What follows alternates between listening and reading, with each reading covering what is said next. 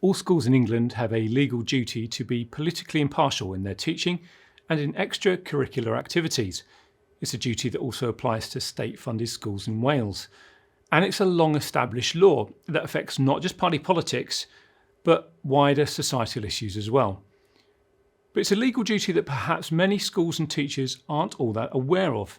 Now there's new guidance from the government for schools in England explaining what the law on political balance means in practice. And with me now to explain its significance to us is the Institute's Education Officer, John Denning. John, thanks for speaking to me today. Look, we have spoken before about being equipped for equality, relationships and sex education. We've talked about initial levels of guidance and supplements to that guidance. Now we've got some fresh guidance. Help us understand how all of this fits together. Yeah, well, this new guidance is not just about relationships and sex education. It's not just about equality issues. It's about a whole range of issues that a school might deal with that might be controversial in some way. But it's really helpful, I think, to Christians who've got particular concerns about some of the things that are taught in schools, about the balance that schools have in the way they teach these issues.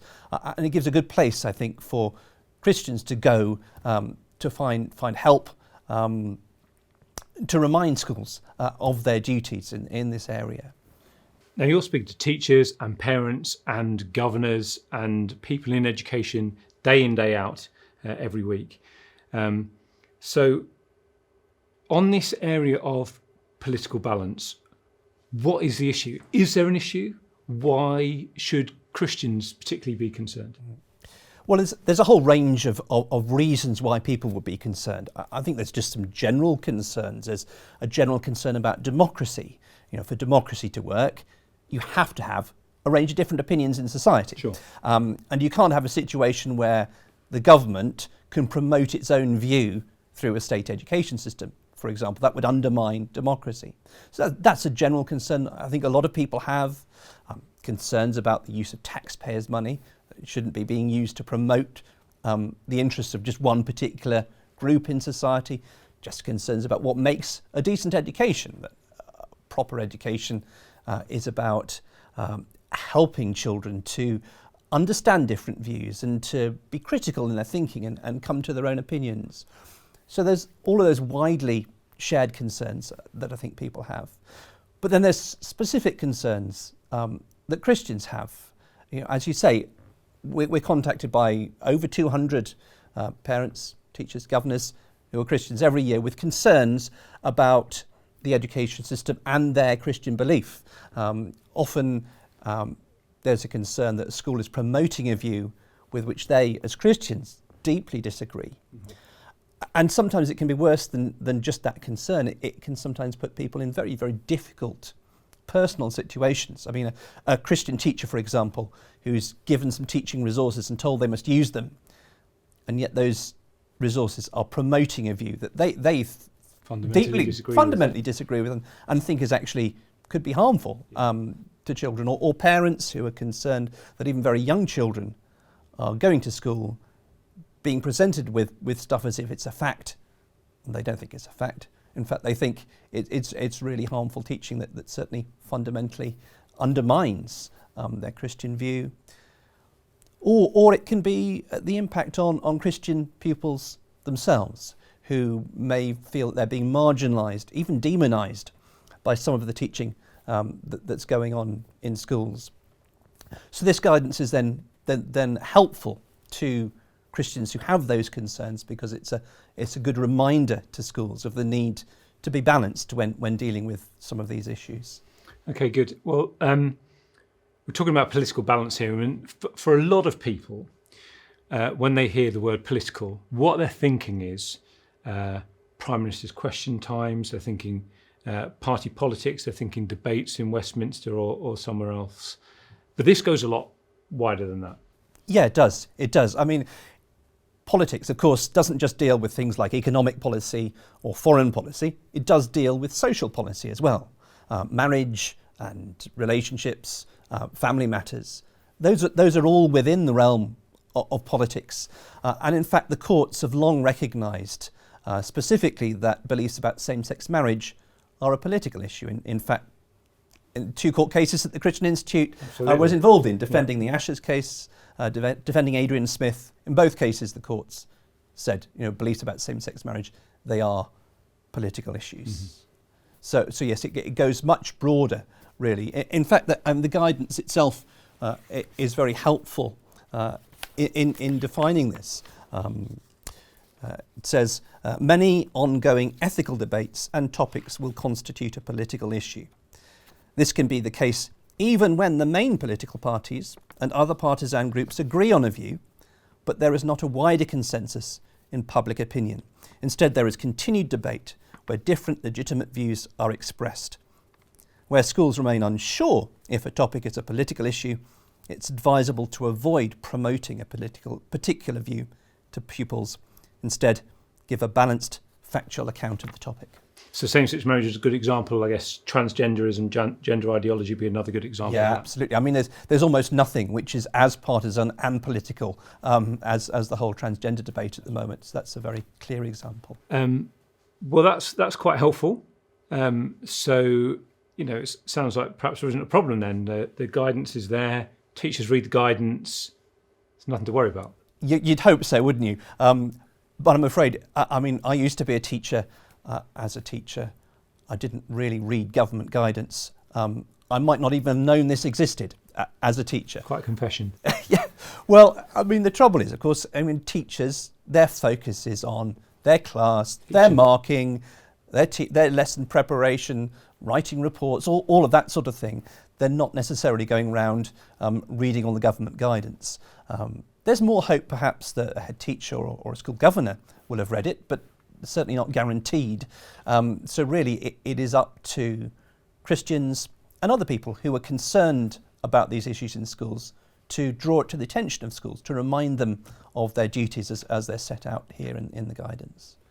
I just want to pick you up on something you said a little earlier on. Now, for a lot of Christian parents, they'll be well aware that RSE, relationships and sex education, is something they should be mindful of and perhaps be wary of. So they'll be tuned into that. But you touched on it earlier. This goes way beyond just RSE. Yeah. So it goes into all of the school's teaching.